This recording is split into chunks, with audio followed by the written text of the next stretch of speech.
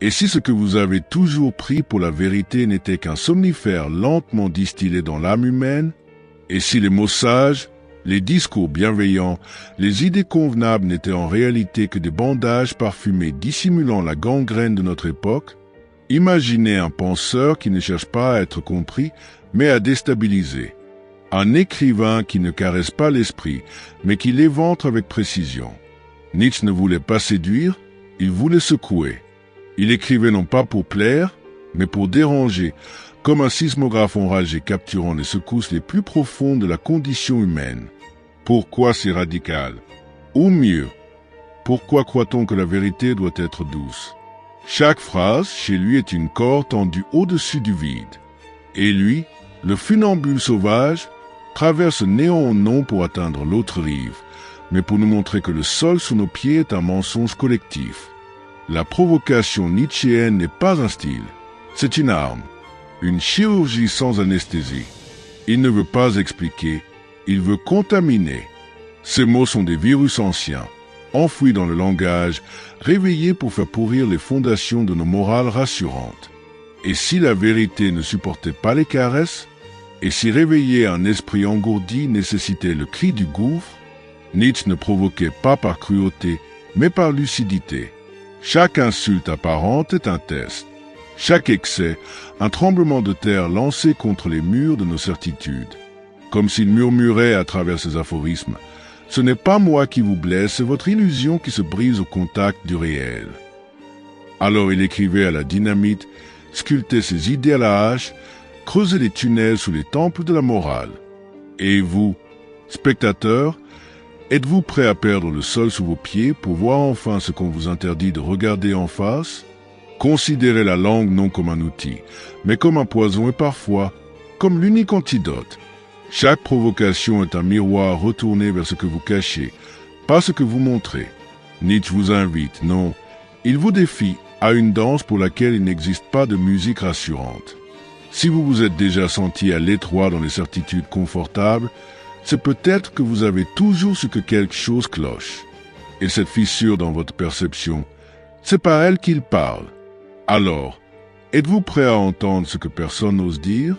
Prêt à découvrir que l'exagération n'est pas un excès, mais le reflet fidèle d'un monde lui-même déréglé? Ce que vous allez entendre ne vous caressera pas, cela vous fracturera. Ce que vous pensiez être des réponses ne seront que des éclats de doute plantés dans votre chair. Car la provocation, ici, n'est pas un spectacle, c'est une initiation. Et s'il fallait être blessé pour enfin comprendre, s'il n'y avait pas d'éveil sans choc, pas de lumière sans fracture, pas de pensée vraie sans une trahison de soi contre soi, Nietzsche écrivait avec le marteau non pour démolir, mais pour faire résonner. Il frappait les idoles non pour le plaisir de voir s'effondrer, mais pour écouter le son creux qu'elles dissimulaient depuis trop longtemps. Ce n'est pas le monde qu'il voulait détruire, mais les murs intérieurs que nous avons construits autour de nous, ces forteresses faites de phrases toutes faites, de croyances héritées, de morale digérée. L'ennemi n'était jamais là-dedans. Il a toujours été ce petit murmure docile que vous avez accepté d'écouter pour ne plus entendre votre propre vertige.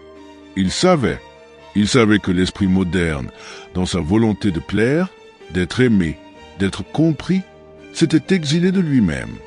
Il savait que vous ne cherchiez pas la vérité, mais une anesthésie élégante. Une pensée qui apaise sans déranger, qui caresse sans pénétrer, qui flatte votre image plutôt que de vous révéler votre ombre. Alors il a choisi le feu. Il a choisi l'excès. Il a choisi le risque de passer pour fou, immoral, dangereux, plutôt que d'être complice du mensonge universel. Chaque aphorisme, chaque cri de sa prose éclate comme un miroir lancé à la figure de celui qui regarde trop longtemps sans voir. Car dans cette époque aseptisée, celui qui ose dire le vrai devient immédiatement un scandale vivant. Mais n'est-ce pas là le seul rôle digne d'un philosophe? Il ne s'adressait pas à la foule. Il écrivait pour les cœurs en exil, pour ceux qui pressentaient que quelque chose, au fond, ne tournait pas rond. Il parlait aux insomniaques de l'âme, à ceux qui, même en pleine lumière, sentent encore une nuit non nommée peser sur leurs épaules. Et vous qui entendez ces mots, n'avez-vous jamais ressenti ce poids? Cette sensation diffuse que le monde dans lequel vous évoluez, souriant, productif, connecté, n'est qu'un théâtre sans coulisses, que derrière chaque rôle, chaque masque, il y a un cri que personne n'a encore osé pousser. Nietzsche n'apporte pas ce cri. Il le révèle.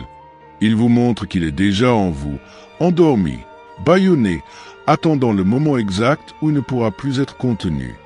Et ce moment pourrait être maintenant. Là est la véritable provocation nietzschéenne. Non dans les mots choquants, mais dans les silences qu'il réveille. Il ne vous donne rien.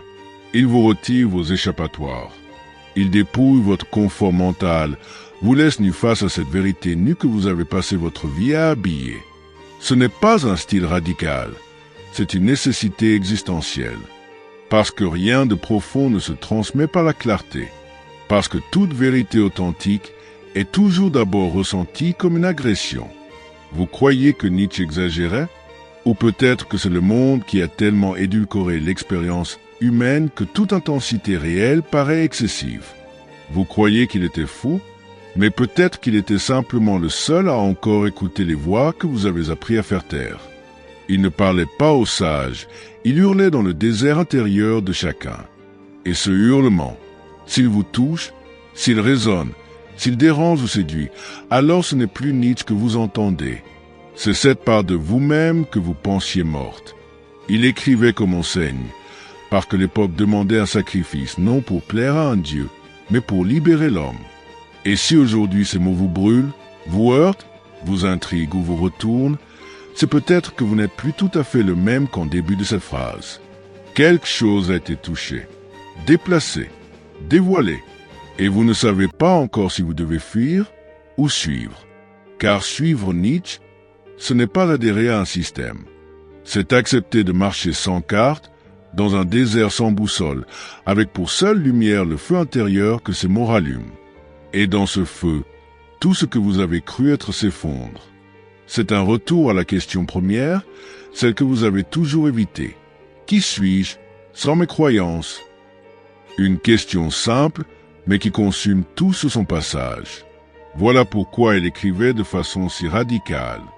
Parce que l'âme humaine est en ruine, et seule une secousse radicale peut réveiller ce qui en elle refuse encore d'être réduit à un chiffre, à un rôle, à une morale fade. Voilà pourquoi elle provoquait, non pour détruire, mais pour faire naître.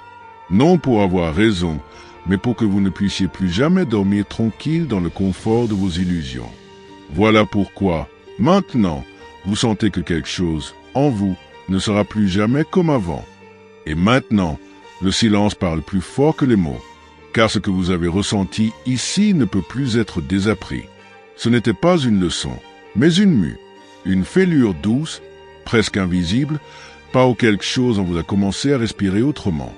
Vous ne saurez peut-être jamais nommer ce qui a été touché, mais vous sentirez, tôt ou tard, qu'un regard a changé, que le monde, tout en restant le même, ne vous regarde plus de la même façon. Ce n'est pas la provocation qui fait mal, c'est ce qu'elle révèle. Et si Nietzsche frappait fort, c'est parce que nous avions érigé des murs trop épais autour de ce qui est vivant. Ce que vous avez entrevu ici n'était pas une idée radicale, mais un miroir sincère. Une chance rare, celle d'entendre ce que l'époque vous interdit d'écouter. Et peut-être, juste peut-être, que cette voix ne venait pas de loin, mais de vous-même depuis toujours. Vous êtes libre de refermer cette porte, de reprendre la route des jours tranquilles, des vérités plastifiées, des pensées sans risque. Mais si quelque chose en vous reste suspendu, alors vous avez déjà traversé un seuil. Nietzsche n'est plus une figure du passé, il devient une voix intérieure, une tension vivante, une main tendue au bord du vertige. Car la vraie question n'est plus « Pourquoi écrivait-il ainsi ?» mais « Pourquoi ai-je attendu si longtemps pour entendre ?» Et si vous ressentez, même confusément, que ce moment vous a changé, alors ne partez pas seul. Commentez ce que cela a ouvert. Partagez cette fêlure. Abonnez-vous non pour suivre, mais pour continuer à descendre. Car ici, chaque mot est un écho, et chaque écho, une nouvelle chute vers ce que vous êtes.